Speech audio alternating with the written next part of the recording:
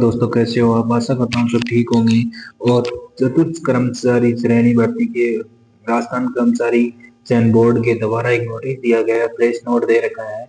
इसमें क्या कहा गया है जानते हैं? चतुर्थ श्रेणी भर्ती के लिए क्या नोटिस आया है।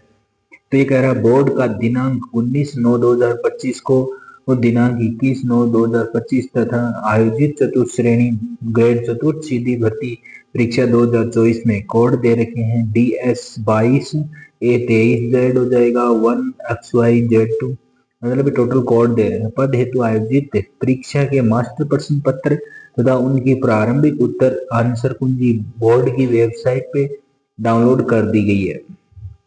यदि किसी परीक्षार्थी को प्रश्न पत्र में सम्मिलित किन्हीं प्रश्नों अथवा उनके उत्तर से संबंध में कोई आपत्ति है, यदि किसी को कोई दिक्कत है क्वेश्चन पेपर में, तो वो निर्धारित शुल्क और 8/11/2025 समय रात्रि 1 बजे से 10/11/2025 समय 23 तक अपनी ऑनलाइन आपत्ति वेबसाइट पर दर्ज करवा सकते हैं। ऐसा अभ्यर्थी जिन्होंने ऑफलाइन आवेदन किया एवं परीक्षा में सम्मिलित हुए, ऐसे परीक्षार्थी प्रश्न पत्र सम्मिलित किन्हीं प्रश्न अथवा उनके उत्तर कोई आपत्ति हो तो निर्धारित शुल्क के साथ में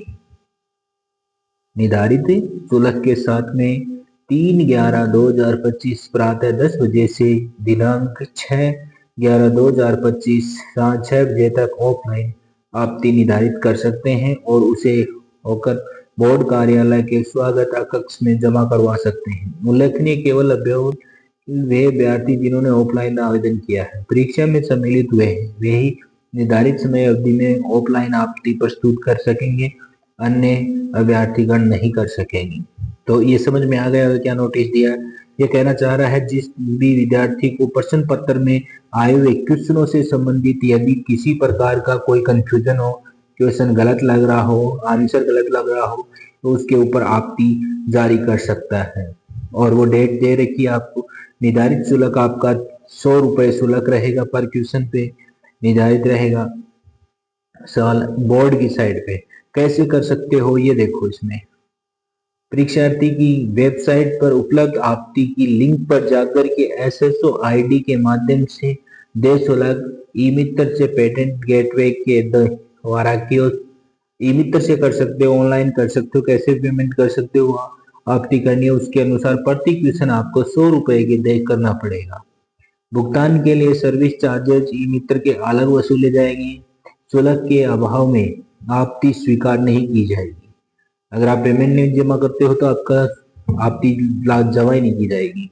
तो ये है। अब जो भी ये करवाना चाह रहा है किसी अन्य माध्यम से अथवा निर्धारित तिथि के बाद भेजी गई आपत्ति को स्वीकार नहीं करवाया जाएगा। केवल आपत्ति एक ही बार ली जाएगी। आपत्ति के लिए पोर्टल है स्टैंडर्ड पुस्तकों में प्रमाण ऑनलाइन संलग्न करें। जहां से भी आपको क्वेश्चन का आंसर सही लग रहा है वो पुस्तक का पेज या उसकी फोटो आपको साथ में संलग्न करना होगा।